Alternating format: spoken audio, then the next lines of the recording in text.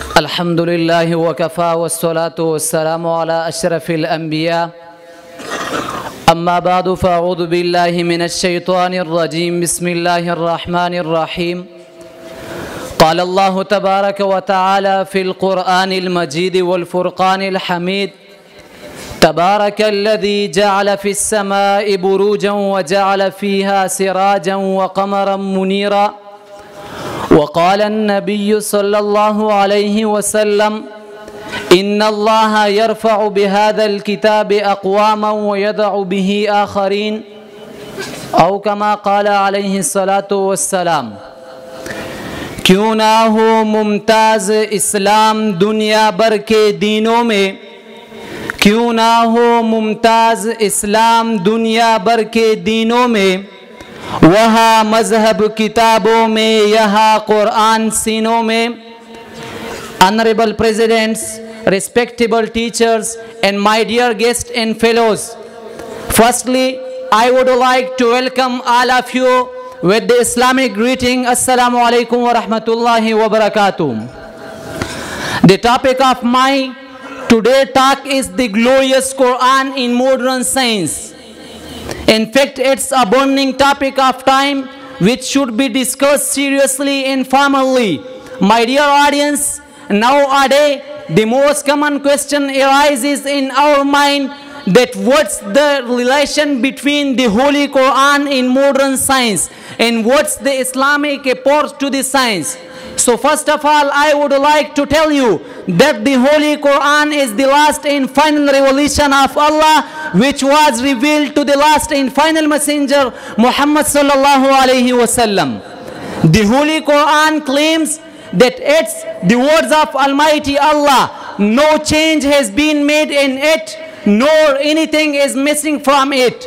My dear audience, previous hundreds years ago, it was the age of miracle, but the Quran is the miracle of miracle. More than 1,000 years back, it was the age of literature and poetry. The Muslim and non-Muslim believe that the Holy Quran is the best Arabic literature on the face of the earth.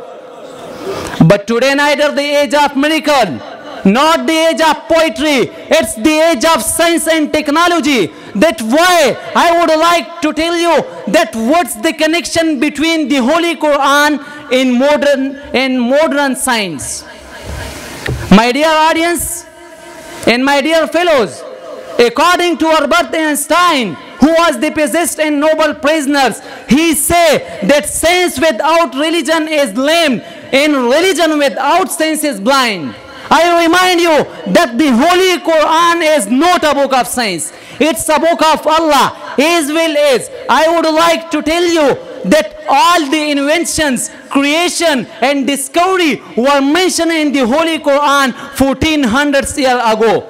Such as the scientists say today that the light of moon is reflected to the light of sun. It was mentioned in the Holy Quran 1400 years ago.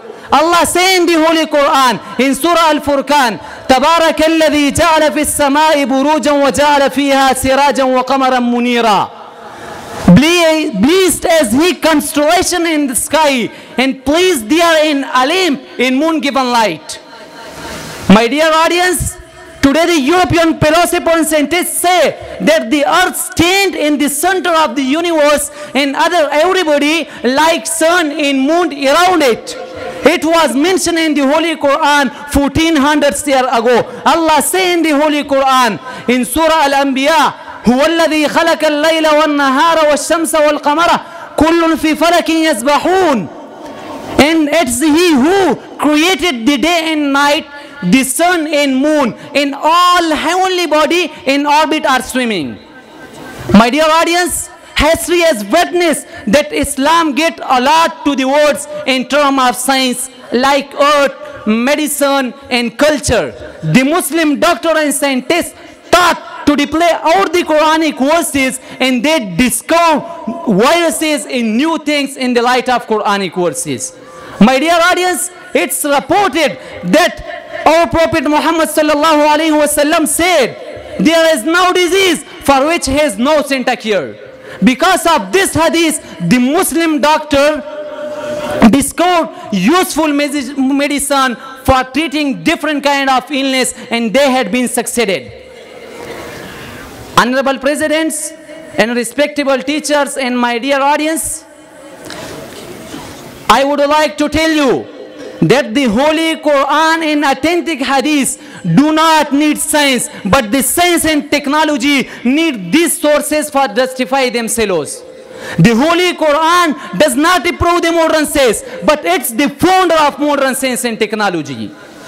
My dear audience, here conclude my speech by these words. May Allah give us a real taste of the Holy Quran in authentic hadith. Ameen wa akhiru dawana alhamdulillahi rabbil alameen.